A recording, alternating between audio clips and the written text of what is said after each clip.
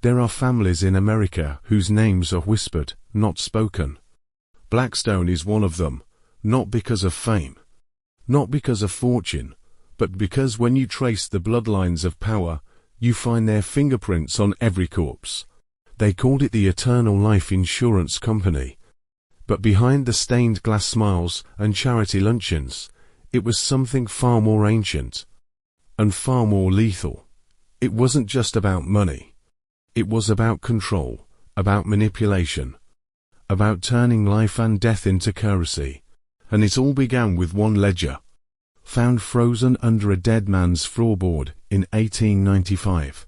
This video is not entertainment. It's an initiation. If you've ever felt that the world doesn't make sense, that deaths happen too neatly, that disasters strike too perfectly, that some people rise no matter how much blood they tread on then lean in, what I'm about to tell you is dangerous. But once you know it, you can't unknow it. Let's begin where the corruption first took root, in a town that no longer exists on any map, a town called Mill Creek Township. And three brothers, who arrived like saviors, but planted seeds of something far darker: Marai, Isaiah, Ubediah. Their name will haunt you by the end of this tale. They came from nowhere, at least, that's what the town believed. Marai Blackstone, tall, silver-eyed, and silent, walked like a man who'd watched empires fall. His brothers, Isaiah and Ubediah, followed close behind. One a cold-eyed accountant with fingers that moved like blades, the other a warm, smiling charmer who never said what he really meant. No one knew where they came from. Their story changed depending on who asked. Connecticut, they said. Maybe Europe, maybe older than either. But the town of Mill Creek didn't care. It was 1859, and the coal mines were booming. Death was common, poverty even more so. The people needed hope. The Blackstones gave them something better: certainty, safety, security, at a price. They opened their office on Main Street with no fanfare. Eternal Life Insurance. The window read in gold leaf, just 4 words, but it was enough. You see, the Blackstones understood something most men never do. Fear is the greatest currency. They didn't sell insurance, they sold absolution. They sold peace of mind to men who faced death every day in coal shafts, steel mills, and train yards. And they did it with such charm, such calculation, that no one noticed what they were actually collecting wasn't money, it was lives. By Christmas that year, 300 families in Mill Creek were insured. By spring, the number tripled. They moved quietly through the working class like a virus, perfectly targeted. Men with wives, children, no debt, no family lawyers. Easy to bury, easy to forget. The policies were generous. Too generous. Immediate coverage, minimal checks. Premiums so low it felt like charity. But here's the truth: nothing is that generous without an angle. And the Blackstones had one. They weren't betting against death, they were planning it. While the townsfolk sang hymns and toasted their luck, the ledgers in Isaiah's office began to fill with something colder than numbers: patterns, names, habits, shifts, weaknesses. Every man who signed that paper unknowingly wrote his name on a different kind of list, one that ended not with a signature, but a headstone. This wasn't business, this was harvesting. The first death was elegant. February 14, 1861, Valentine's Day. While the nation argued over secession and slavery, something far more personal unfolded beneath the smokestacks of the Susquehanna Iron Works. Heinrich Müller, 34, German immigrant, father of 3, husband, churchgoer, insured. He had been one of Eternal Life's earliest customers, drawn in by Ubediah Blackstone's soft voice and talk of a man's sacred duty to protect his family beyond the grave. Heinrich believed, he trusted, he signed. That night, the furnace malfunctioned, molten iron spilled across the foundry floor like a river of hell. Heinrich was the first to die. His scream was swallowed by fire. 2 more men perished in the chaos, one crushed under a collapsing beam, the other burned beyond recognition. All 3 insured, all 3 recently evaluated by a Blackstone agent. By dawn, Ubediah was already at the scene, comfort in his voice, Bible in hand. He escorted the widows to the child remains. Isaiah followed behind, offering gold coins before the bodies were even cold. The town praised their compassion, their speed, their morality. No one asked how Ubediah heard the explosion from 3 miles away. No one asked why the lumber was stacked near the furnace against every safety regulation. No one asked why the maintenance foreman had left town 2 days before the incident, never to return. But one man did wonder. Dr. Elias Crawford, the town physician and coroner, examined the wreckage. He found metal weakened by acid, foul marks on the lever, evidence of planning, sabotage. He wrote a report. It disappeared. He raised questions. He was warned. Sheriff Doughty, another friendly face. Another quiet handshake told Crawford to let the Lord sort it out. Days later, the matter was officially closed. A tragic accident. A note in the records, nothing more. But behind the curtains, something had shifted. The Eternal Life Insurance Company had crossed a threshold. No longer reactive. No longer opportunistic. Now they were orchestrating. And they had learned the first rule of the new game. A dead man can't talk, but his policy can still pay. They say the devil doesn't appear with horns and fire. He comes wearing a handshake, a warm smile, and the language of opportunity. By the end of 1861, Eternal Life Insurance had expanded beyond Mill Creek. Their agents, men trained in the art of manipulation, spread through Pennsylvania, West Virginia, and Ohio. Their tools weren't guns. They didn't need blades. All they needed was paperwork, a policy. A signature sealed in hope and fear. You see, death didn't have to be rushed. It only needed to be timed. The ideal customer, Isaiah wrote in a confidential memo, was a man whose death creates no ripples, only profit. No brothers in government. No lawyers in the family. No curious wives. Just enough hope to buy protection. And just enough desperation to accept the terms without reading the fine print. They had formulas, targets, risk profiles. But they also had something darker: men, not agents, operators. A man called Patrick the Torch McGillicuddy burned buildings that collapsed just right. Doc Henderson brewed poisons that mimicked illness with surgical precision. Marcus Kowalski engineered mechanical failures that left no questions, only wreckage. They didn't work for glory, they worked for silence. Each death netted the Blackstones a fortune. Each payout to a grieving widow was a fraction of the total earned. But no widow lived long. That's where the perfection set in. You see, the money couldn't circulate. It had to return, quickly, cleanly, so the women died too. Quietly, in different towns. By poison, by gas, by illness that left no trace. Their children followed, drowned, smothered, vanished. This wasn't just murder. It was erasure, a total deletion of lineage. 13 policy holders, 13 payouts, 13 deaths. All within 12 months. But because they were scattered Philadelphia, Pittsburgh, Cleveland, no one saw the pattern. No one except a quiet coroner with a locked journal. Doctor. Crawford's suspicions grew. But with every question he asked, the noose around him tightened. And this is where you need to listen closely. Because what happened next isn't just a story from the past. It's the blueprint, the system, the machinery of silence that still grinds beneath every institution today.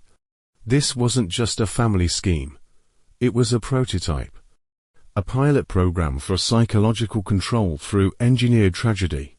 The murder of Dr. Elias Crawford wasn't a killing. It was a ritual, a message, and a turning point. By 1868, Crawford had compiled the most dangerous thing in America at the time, evidence. Not rumors, not hearsay, cold, clinical facts. 47 suspicious deaths, each tied to eternal life. Each staged like theater, each covered by payouts, each followed eventually by another death. A widow, a child, a witness, He had patterns, dates, names, mechanisms of death too perfect to be coincidence. But when he reached out to the sheriff, the judge, even church elders, the response was always the same: silence.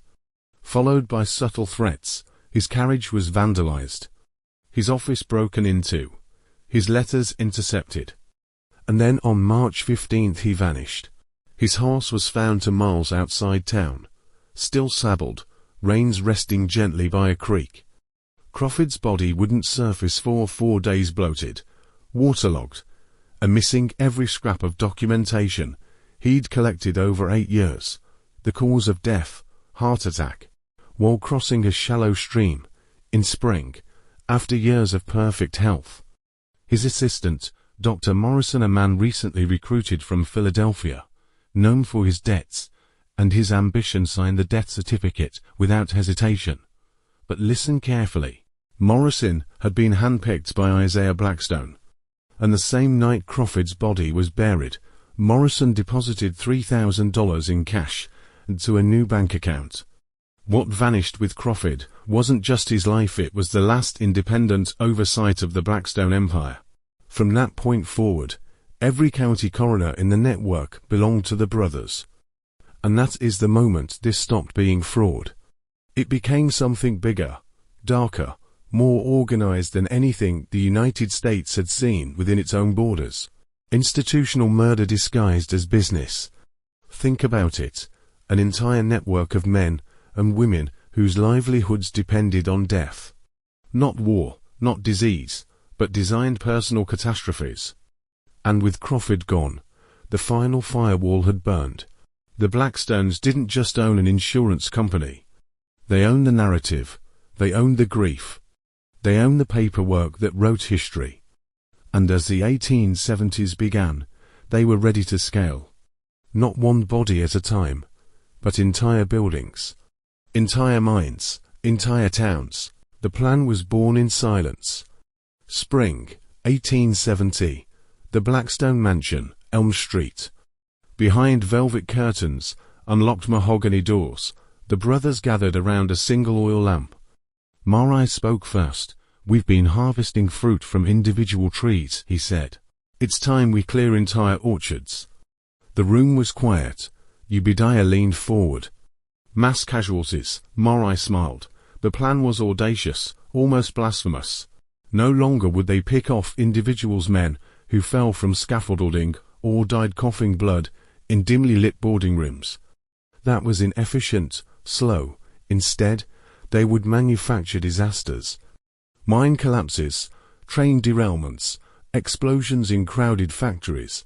Accidents so massive they'd dominate the newspapers, yet so believable, so statistically plausible, that no one would dare question them. Mass death, Isaiah whispered, running his fingers across a new ledger, means mass profit. They began with the Morgantown mine. 62 eternal life policy holders worked there. The ventilation system was poor. The company had already been warned about methane buildup. It was perfect. Marcus the engineer Kowalski embedded himself as a consultant. He didn't need to bring explosives, just knowledge. He redirected airflow, sealed to side vents, and ensured methane would pool quietly, invisibly where the most policyholders worked. On October 12, 1870, a spark from a miner's pickaxe ignited a chemical hell. The blast killed 47 instantly. 9 more suffocated before the rescue teams arrived. In all, 38 eternal life clients perished. The total payout: $76,000. The total profit: triple. The story hit front pages across 3 states. Tragic industrial accident, poor oversight by coal company, negligence and tragedy. But no one mentioned eternal life insurance. Why? Because their names weren't on the mine. They didn't own the building. They simply served the victims. They sent flowers, donations to widows, even paid for a memorial plaque. It was elegant. And just like that, mass death became the new model: controlled, profitable, invisible. The plan had evolved, and the machinery of death had grown teeth. After Morgantown, the Blackstone operation changed forever. They began tracking industrial conditions, not as safety threats, but as opportunities.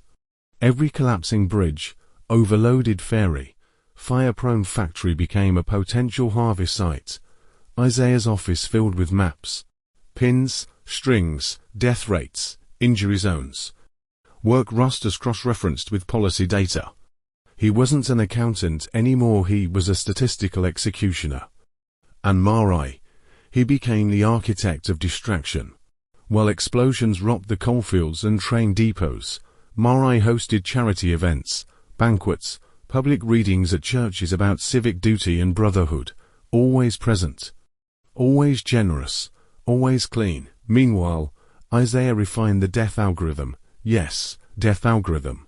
He built tables to estimate payout potential per body, per zip code. If too many deaths occurred in one town, attention. If too few, profit loss. There was a mathematical sweet spot. Like farming, harvest just enough. Let the rest live long enough to pay premiums. Then, prune. They even began manufacturing bottlenecks in shipping schedules, ensuring trains packed with eternal life policyholders would derail on specific curbs. A misplaced bolt, a fatigued conductor, a worn track segment left unrepaired just long enough, and still no one noticed. You see, most of the country was too busy recovering from war, too desperate to rebuild, too in need of heroes. And that's what the Blackstones pretended to be. Insurance agents were comforting angels, not predators, until one of their angels broke rank. His name was Malcolm Reed, 31. A former pastor turned eternal life field agent in Wheeling, West Virginia. He had sold dozens of policies, attended even more funerals. But something inside him cracked. He saw patterns, too many families dying, too many coincidences. So he wrote a letter, not to the police, not to the papers, to the Department of the Treasury, but it never arrived. He disappeared on June 4, 1871. His carriage was found half submerged in the Ohio River. His pockets were filled with rocks. His death ruled as suicide. A crisis of faith. The Blackstone manual added a new term that year: defectors, handle immediately. Here's where it stops being just a tale of murder. This right here is the part they never want you to understand. It wasn't just about death. It was about data. The Blackstones pioneered something unholy: personal profiling for death prediction. Not in 2024. Not with Silicon Valley. But in 1872. Every policy holder was a dossier. Occupation, drinking habits, marriage stability, number of children, frequency of church attendance, affiliations, debts, enemies, health rumors. They didn't just guess who might die. They chose who would. Ubediah, ever the charmer, trained agents in intimate extraction, learning secrets in barbershops, prayer groups, and bedroom whispers. They weren't selling insurance. They were mining weaknesses. That data was fed back to Isaiah. He developed something terrifying: mortality maps. Entire towns were categorized into 3 levels: white zones, profitable but stable; high premium income, low risk, no action; gray zones, ripe for pruning; isolated individuals, time for accidents; red zones, concentrated targets. Prepare for mass events. If this sounds familiar, it should. Because this is the foundation of predictive behavioral analytics, a practice used today by governments, corporations, and intelligence agencies. Only the Blackstones did it first. In 1873, they used their red zone strategy on the Lockridge textile mill in Ohio. The structure had a faulty boiler. Workers had complained for weeks. On June 3rd, the mill exploded, 17 dead. 15 had eternal life policies. 3 months later, a local reporter named Judith Merrill began asking questions. She died in a horse-drawn carriage accident, 3 days after requesting the mill's employment records. See, this was never just murder. It was a system. A dark, operational machine with moving parts: profit, power, manipulation, silence, and it had no weaknesses, yet. There's a reason you've never heard of the Blackstones. Not in history class, not in insurance textbooks, not even in crime documentaries. They were erased, but not because they vanished. Because they evolved. By 1875, their business model had gone international. Ships sailing out of New York and Baltimore began carrying eternal life policy holders overseas. Construction crews headed to Panama. Miners bound for Chile. Railway workers off to India. All insured, all vulnerable, all tracked. The brothers had realized something horrifying.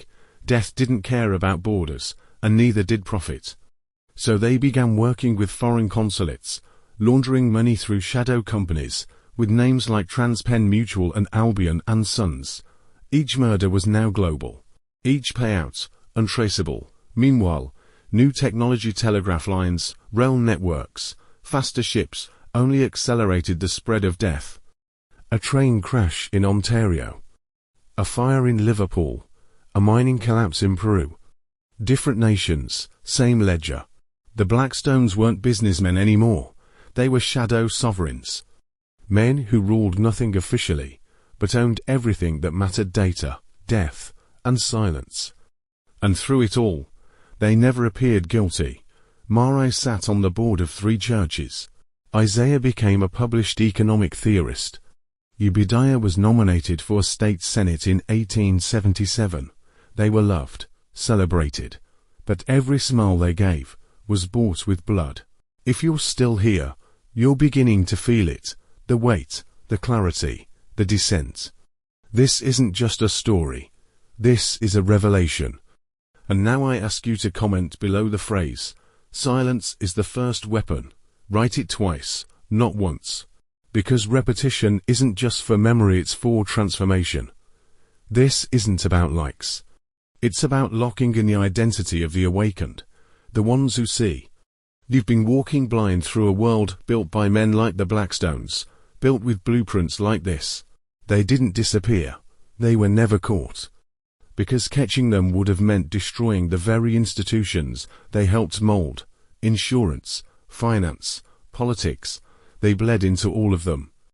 And the men who carried their legacy, they no longer needed fire or poison. They only needed forms, laws, markets, and the public would do the rest for them. The year is 1878, and for the first time, the brothers encounter something they cannot control: a mirror. It comes in the form of a man named Luther Vance, a war veteran, an industrial chemist, a man who lost his wife and 2 sons in the Millfield foundry fire, another eternal life-linked accident. Vance was not a conspiracy theorist. He was a scientist, and he had questions. To many eternal life policy holders, to few non-clients. Too much statistical noise for it to be random. He built his own mortality map. Unknowingly retracing Isaiah's method, he published a paper privately.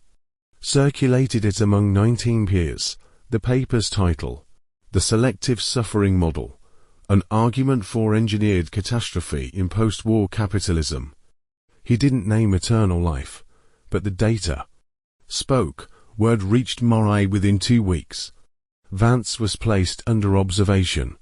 Not by thugs, not by assassins, by charity workers. Smiling men with clipboards, women offering to help clean his home, volunteers helping deliver groceries. It was all so polite, so civilized.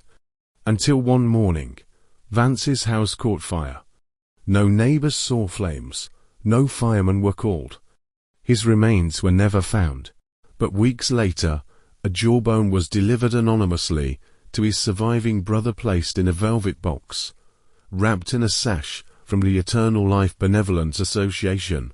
No note, none needed. Let's step back, because what came next is what every secret society fears most. Not exposure, not ruin, but faith, uncheckable, heretical, binding faith in the system they've built. The Blackstones didn't just commit crimes, they started to worship them. Macabre, always the spiritual one, began collecting items from each death site, bits of bone, Charred watches, fragments of shoes, a locket with a burned photo inside. He built a hidden altar beneath the estate in Fairhaven. At first, it was symbolic. Then, it became something more. Rituals emerged. They were crude at first, borrowed from old Celtic and Appalachian superstitions. Salt rings, animal blood, hollow chants, but slowly, a pattern emerged. Marai became convinced that death could be channeled, like energy, that every life taken especially unjustly left behind a frequency, a residue, and that this residue, when properly harvested, could guide decisions. He called it the Council of the Burned. It was madness. But two men already drunk on power. It became divine logic. Isaiah adjusted the actuarial tables based on ritual outcomes. Ubediah waited to approve policies until after divination was complete. They weren't just murdering for profit now. They believed they were feeding something. Something older than any nation, something watching. And worse, something listening. The room was called Chamber 27. Buried under stone. No windows, one door, no records. The only evidence it ever existed comes from a fragment found in 1922 during demolition of an old Eternal Life annex in Maryland. The workers discovered 7 child-sized chairs arranged in a circle. Burned prayer books from 5 different religions. A scorched photograph of Marai Blackstone smiling, holding a candle. And this message, carved into a metal plate in Latin: Cui vita metit, Deus fit. He who harvests life, becomes God. It was Isaiah's hand. The handwriting matches his ledgers. By 1880, the Blackstones no longer called themselves brothers. They used the word ascendants. The company became a shell. Profits continued, but the mission had changed. Death was no longer the byproduct. It was the product. And belief in death, not God, not virtue, not market forces, was the glue holding it all together. They began selecting children of policy holders for observation. Those who exhibited dark serenity after family deaths were marked as candidates. What for? The files don't say. But one entry stands out. Candidate number 12, Ephraim Elmail, age 11, survived to factory fires, smiles at funerals, asks if others must go too. Cleared for witness trial. What is a witness trial? No one knows, but in that same town, a small church burned down days later. Inside were 12 scorched chairs. The collapse came not from law enforcement, not from government raids, but from within. October 4, 1882. A private letter from Ubediah to Isaiah reads, "Brother, Marai has gone too far. I awoke to find him in the orchard again, whispering to the stones. He claims to see the faces of those we've liberated. He says they thank him. I fear he may try to ascend, without us." That word again, ascend. By then, Marai had stopped eating meat. Then stopped eating altogether. He lived on wine, herbs, and candle smoke. One servant claimed he never blinked. Another said he bled ink, not blood. Isaiah, ever the rationalist, began backing away, shifting funds, liquidating assets, and then, on November 2, 1882, during a thunderstorm, Marai entered Chamber 27, alone. Witnesses claimed the walls shook, the ground beneath the house cracked. And when they entered the next morning, the chamber was empty except for a single human tongue, sitting in a copper bowl. Ubediah wept. Isaiah never spoke of it. Eternal Life Insurance dissolved quietly in 1883. Its remaining assets were absorbed by American Reliance Mutual. The Blackstone name vanished from public life. But not from legacy, because Marai had no grave. And in secret societies around the world, whispers remained, of a man who tried to harvest death, and became its voice. This is where we come back to you, right now. 2025, because if you think this story is ancient history buried, rotting, gone, you're wrong. Dead wrong. Let me show you something. There's a company publicly traded called Reliant Infinity. They specialize in life settlement packages and actuarial derivatives. Guess who sits on their board? Charles J. Blackstone, descendant of Isaiah. He claims it's a coincidence, a distant relation, a branding accident. But their website once had a hidden page, /chamber to 7. It was quickly deleted, but not before a cyber researcher mirrored the contents, an image of 12 empty chairs, a black and white video of a candle flickering, and an audio file of a male voice whispering, "He who harvests life." That was it. But it matched the waveform of a recording from 1882 found etched into wax in an old church crypt. You still think this is fiction? Still think it's a ghost story? Then let me ask you, why does every third life insurance CEO attend the same 3 conferences? Why do the same 6 hedge funds hold shares in all major US funeral providers? Why do mortality spikes in minority populations correlate perfectly with dividend upticks? You think the Blackstones died? No, they just took off their masks. Let's talk about data. The Blackstones understood something in 1860 that Silicon Valley didn't fully grasp until 2010. Data is prophecy. When you know what a man eats, where he sleeps, how he grieves, you know how he'll die, and when. The Eternal Life Insurance Company didn't just insure death. They studied it, predicted it, bent it toward profit. Fast forward to now. Every click, every scroll, every term life calculator you fiddle with online, it's feeding the modern algorithm descended from Isaiah's ledgers. In 2017, an internal memo leaked from a major reinsurer, heavily redacted, but authenticated by former underwriters. It outlined a tiered risk engagement strategy. The tiers. Tier 1, profitable lives, high income, strong networks, protected. Tier 2, viable margins, blue collar, quiet, useful, insured. Tier 3, asset conversion candidates, disposable, expendable, predicted death within 3 to 7 years, yields higher dividends than keeping them alive. You think that's dramatic? The memo concluded with a single line: the harvest must match the forecast. You're not just a policy number, you're a forecastable yield curve. Just like the ones the Blackstones built 150 years ago. The difference? Now it's hidden behind terms of service, not black robes and candles. But the outcome is the same. They profit when you die, and sometimes they help it happen. It's time to ask you something. If you've made it this far, you feel it. That tightening in your chest, that pressure in the skull. Like something ancient is leaning closer. Good, because now it's your turn to choose. If you're ready to step out of the fog, if you feel the echoes of truth vibrating inside your bones, then comment these words below. The silence is how they speak. Type it twice, not once, twice, because once is curiosity. Twice is initiation. Now let me pull back the last curtain. What if I told you that the Blackstone ritual system never ended? That accidental death policies now generate more revenue than cancer or cardiac-related payouts combined? What if the rise in accidental fentanyl deaths, and mental health crisis fatalities, and unexplained collapse in young athletes wasn't a tragic coincidence? What if the unknown variable was never a virus or a drug, but a design? No one questions the randomness of chaos. But what if the chaos itself is curated? If 100 men die, and no one can explain it, they call it an epidemic. If one man whispers, why, they call it a conspiracy.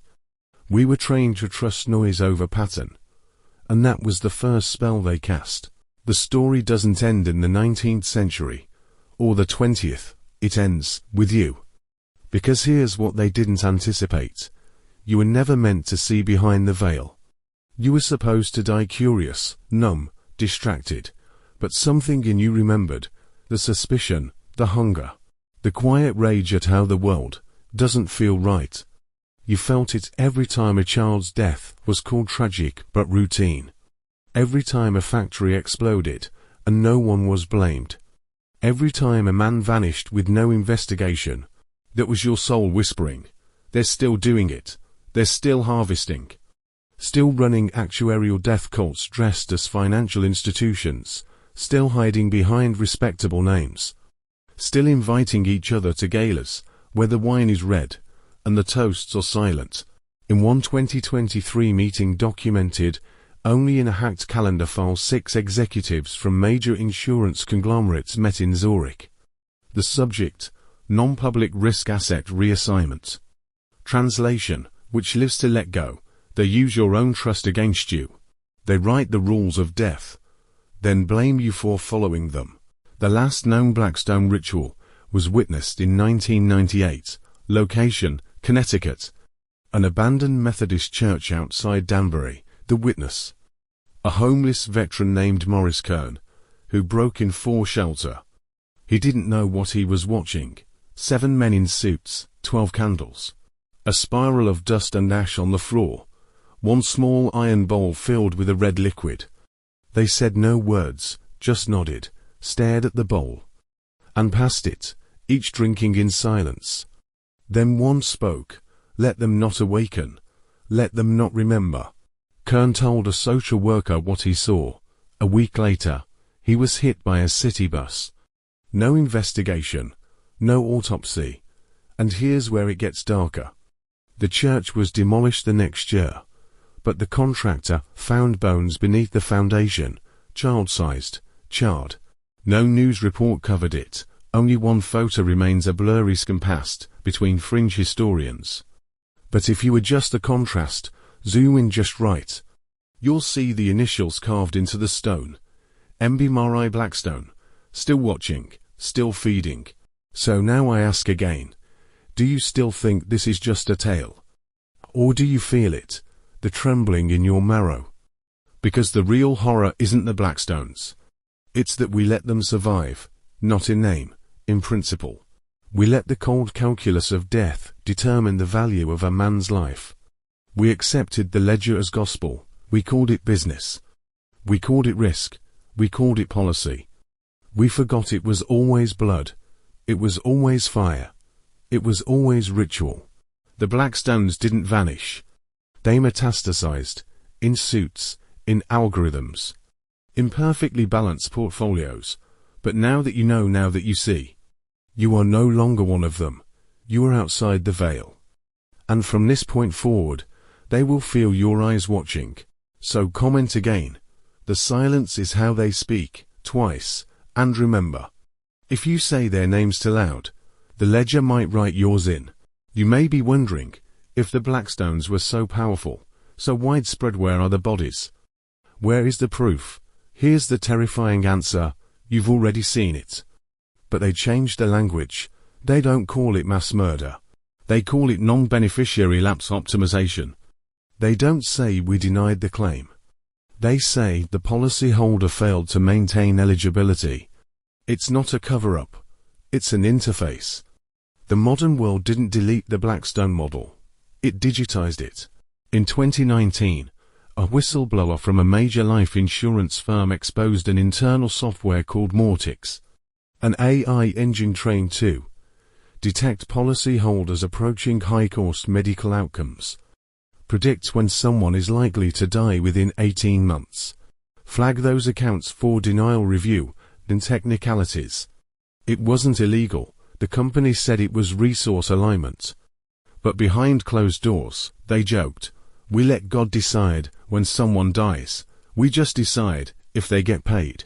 That's the new Blackstone ritual. A system so emotionless, it makes the original murders look merciful. But what about the psychological layer? The original Blackstones didn't just profit from death. They reshaped how people thought about it. They turned tragedy into transaction, fear into leverage, suffering into strategy. This wasn't just insurance. It was a belief system.